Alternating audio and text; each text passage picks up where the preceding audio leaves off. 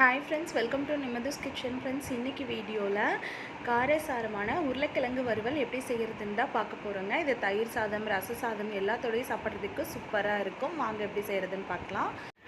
பேனில் அரை ஸ்பூன் அளவுக்கு உளுந்தம்பருப்பு சேர்த்துக்கோங்க, அரை ஸ்பூன் அளவுக்கு கடலைப்பருப்பு, கூடவே ஒரு ஸ்பூன் வர கொத்தமல்லி சேர்த்துக்கோங்க, 1/4 டீஸ்பூன் மிளகு, 1/4 டீஸ்பூன் ஜீரகம்.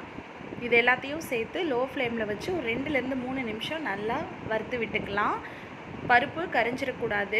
லோ ஃப்ளேம்லேயே வச்சு 2லேருந்து 3 நிமிஷம் நல்லா வறுத்து விட்டுக்கோங்க.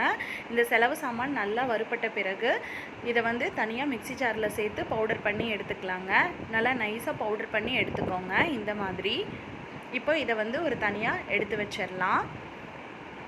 அடுத்ததாக மிக்ஸி ஜாரில் ஒரு 6-7 பல் பூண்டு சேர்த்துக்கலாம். இது கூடவே 2 பச்சை மிளகாய், ஒரு மீடியம் சைஸ் பெரிய வெங்காயத்தை கட் பண்ணி சேர்த்துக்கோங்க. இப்போ இதை தண்ணி எதுவும் சேர்க்காம குறப்பாக அரைச்சி எடுத்துகிட்டு வந்துடுங்க. அந்த வெங்காயத்தில் இருக்கிற தண்ணியே போதுமானது. இந்த மாதிரி குறப்பாக அரைச்சி எடுத்துக்கோங்க. இது அப்படியே இருக்கட்டும். அடுத்ததாக நான் இன்றைக்கி 1/2 கிலோ அளவு உருளைக்கிழங்கு குக்கரில் வேக வச்சு மேலே இருக்க தோலை எடுத்துகிட்டு வச்சுருக்கேங்க. இதை சின்ன சின்ன பீஸாக கட் பண்ணி எடுத்துக்கலாங்க. பாருங்கள், இப்போ இது எல்லாத்தையும் நல்லா கட் பண்ணியாச்சு. இந்த சைஸில் இருந்துச்சுன்னா நமக்கு கரெக்டாக இருக்கும். இது அப்படியே இருக்கட்டும். அடுத்ததாக பேனில் ஒரு 3 டேபிள் ஸ்பூன் அளவுக்கு எண்ணெய் சேர்த்துக்கோங்க. இதுக்கு கூடுதலாக தான் எண்ணெய் தேவைப்படும். 1/2 டீஸ்பூன் கடுகு உளுந்து சேர்த்துட்டு கடுகு நல்லா பொரிஞ்சதும் 1/2 டீஸ்பூன் சோம்பு சேர்த்துக்கோங்க. சோம்பு நல்லா பொரிஞ்சு வந்ததும் கொஞ்சமாக பெருங்காயத்தூள் சேர்த்துக்கோங்க. உருளைக்கிழங்கு செய்யும் போது எப்போவுமே பெருங்காயத்தூள் சேர்த்து செஞ்சுக்கோங்க.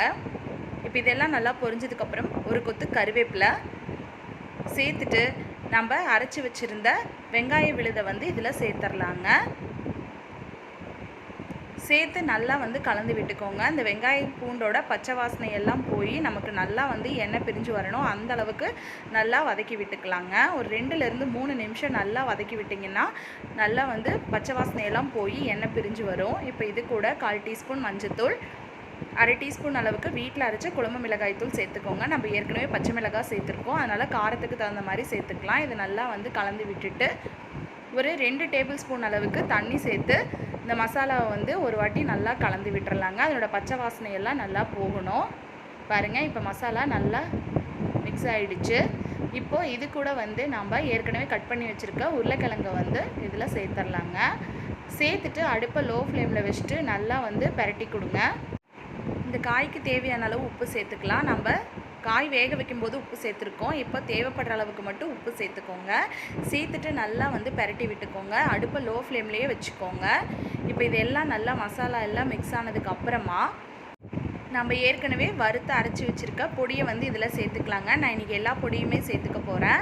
நான் அரைச்சி வச்ச பொடி எனக்கு கரெக்டாக இருக்கும். உங்கள் தேவைக்கேற்ப நீங்கள் சேர்த்துக்கோங்க. சேர்த்துட்டு எல்லாத்தையும் நல்லா ஒரு முறை மிக்ஸ் பண்ணிக்கோங்க. இந்த பொடி உருளைக்கிழங்கோட நல்லா மிக்ஸ் ஆகி வரணும். லோ ஃப்ளேம்லேயே வச்சுட்டு நல்லா மிக்ஸ் பண்ணி கொடுங்க. இப்போ பாருங்கள், இப்போ நல்லா மிக்ஸ் ஆனதுக்கப்புறம் இன்னும் 1 டேபிள் ஸ்பூன் அளவுக்கு எண்ணெய் சேர்த்துக்கலாங்க. சேர்த்துட்டு உருளைக்கிழங்க நல்லா மிக்ஸ் பண்ணிவிட்டு லோ ஃப்ளேமில் வச்சு ஒரு மூடி போட்டு மூடி வச்சிடலாங்க. ஒரு 5 நிமிஷம் நல்லா வெந்து வரட்டும். அப்போ தான் நல்லா கிறிஸ்பியாக வரும்.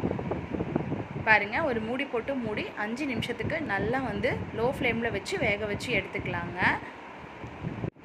இப்போ 5 நிமிஷத்துக்கு அப்புறம் பார்க்கலாம். பாருங்கள், உருளைக்கிழங்கு அந்த பொடி மசாலா எல்லாமே நல்லா மிக்ஸ் ஆகி அந்த உருளைக்கிழங்குல நல்லா அந்த மசாலா பிடிச்சி நல்லா சூப்பராக நமக்கு உருளைக்கிழங்கு வறுவல் ரெடி ஆகிடுச்சுங்க. இந்த மாதிரி உருளைக்கிழங்கு வறுவல் எல்லா வெரைட்டி ரைஸ் கூடயும் ரச சாதம், தயிர் சாதத்தோடு சாப்பிட்றதுக்கு ரொம்பவுமே டேஸ்ட்டாக இருக்கும். இப்போ கடைசியாக கொஞ்சமாக கொத்தமல்லி தழை போட்டு இறக்குனா அருமையான உருளைக்கிழங்கு வறுவல் ரெடி ஆகிடுச்சுங்க. ஃப்ரெண்ட்ஸ், நீங்களும் இந்த உருளைக்கிழங்கு வறுவல் ரெசிபியை வீட்டில் ட்ரை பண்ணி பாருங்கள். ட்ரை பண்ணி பார்த்துட்டு எப்படி வந்துச்சுன்னு கீழே கமெண்ட் பாக்ஸில் கமெண்ட் பண்ணுங்கள். என்னோட இந்த வீடியோ உங்களுக்கு பிடிச்சிருந்தா மறக்காமல் நம்ம சேனலையும் சப்ஸ்கிரைப் பண்ணிக்கோங்க. தேங்க்யூ.